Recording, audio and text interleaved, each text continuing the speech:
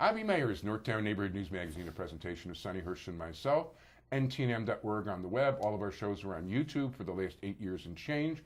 Community Policing, caps24.org. It could be, depending on when you're watching this, that Jewish Chicago is still available to be participated in. So contact me. We are going to be out on the web the first day of early voting, Monday, October 20th. So if this is Monday, October 20th, too late, guys, sorry. But make sure you pick it up. It'll be all over the place, and it's being delivered to a large number of homes, hand-delivered, mail, the whole shot.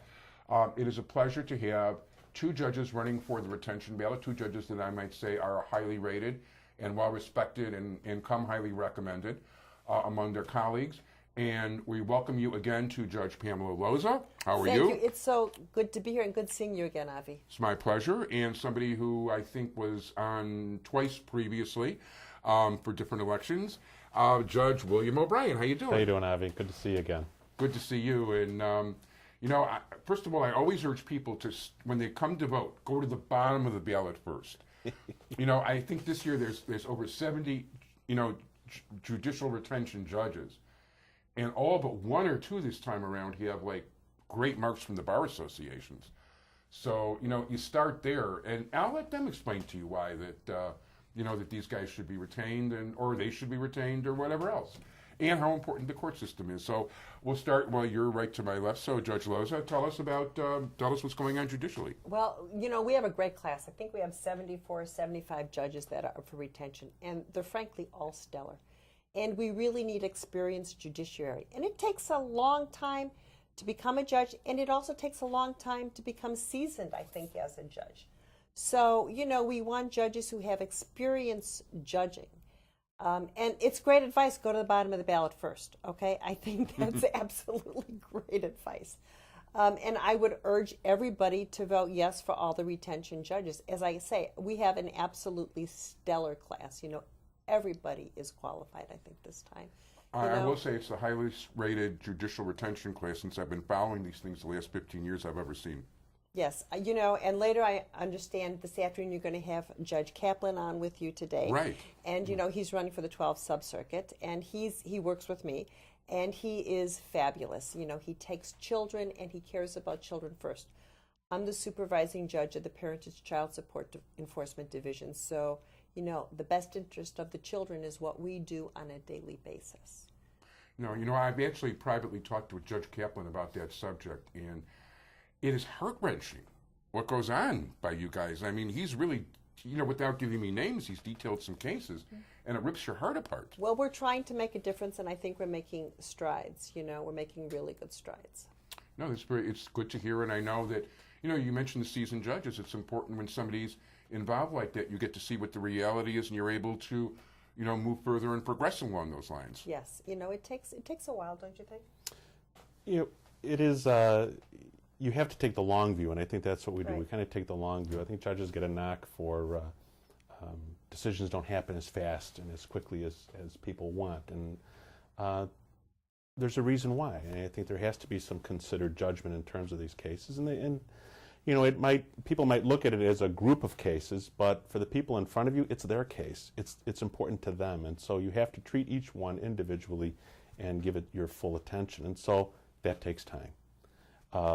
It is a quality group of people. I agree with Pam that, all these judges, all 70 judges, the process of going through this is filling out an application, detailing your career either prior to the bench or while you're on the bench for those 6 years previous, listing all the people and all the matters that you had handled before you, and then the bar associations go out and they do their own investigation on you. So you become fully vetted in terms of the hard work that they do in contacting lawyers that have appeared in front of you. They'll review your decisions, look what the appellate court has said about you, and then you have to sit down and answer questions from a panel of attorneys about your qualifications. And so it is a great compliment to the ticket of judges that are running this time in terms of retention of the great qualifications that exist.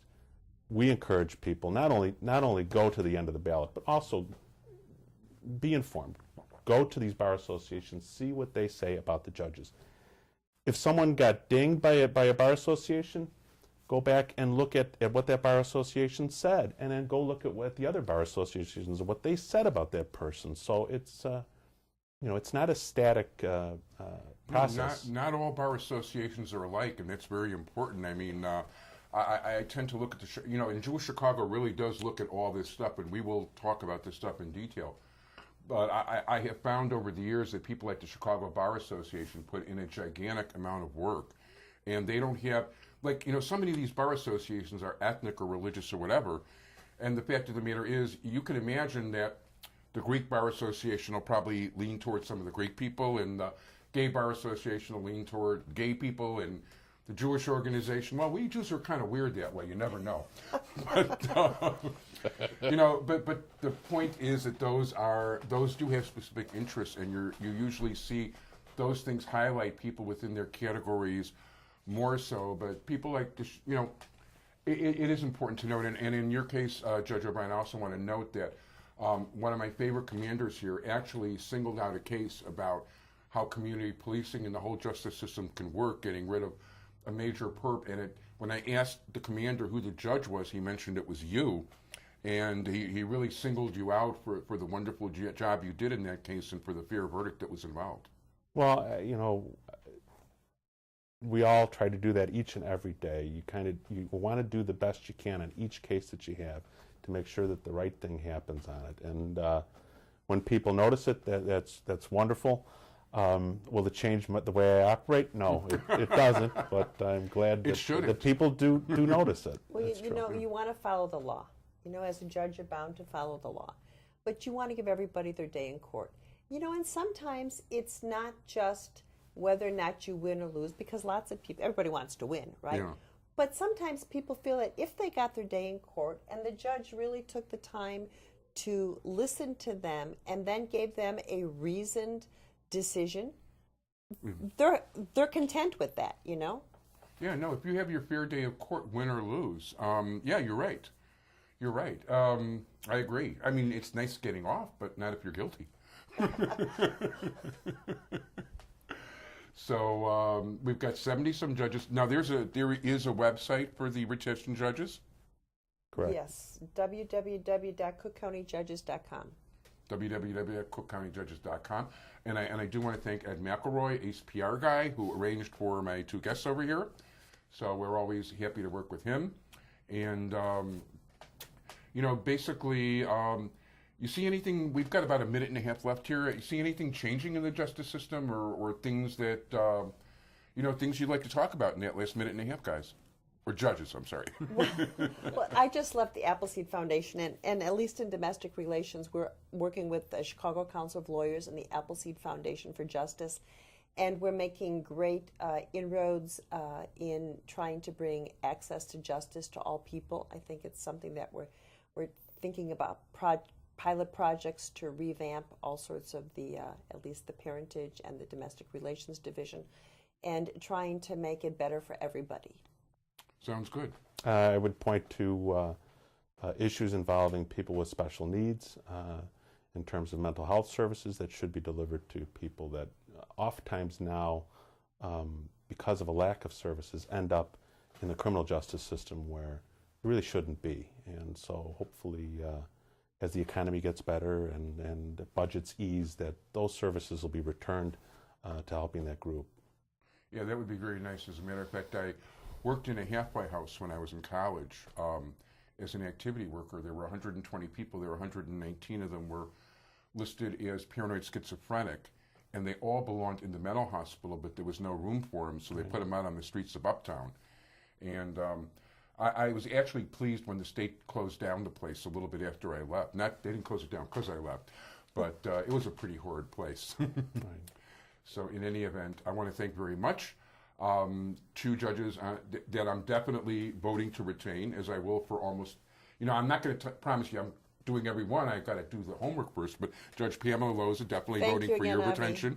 And also you, Judge William O'Brien, thank you so much for being here. Thank all of you for watching. Thanks to my entire technical crew, Sonny Hirsch. If early voting hasn't started, it will real soon, so make sure you vote.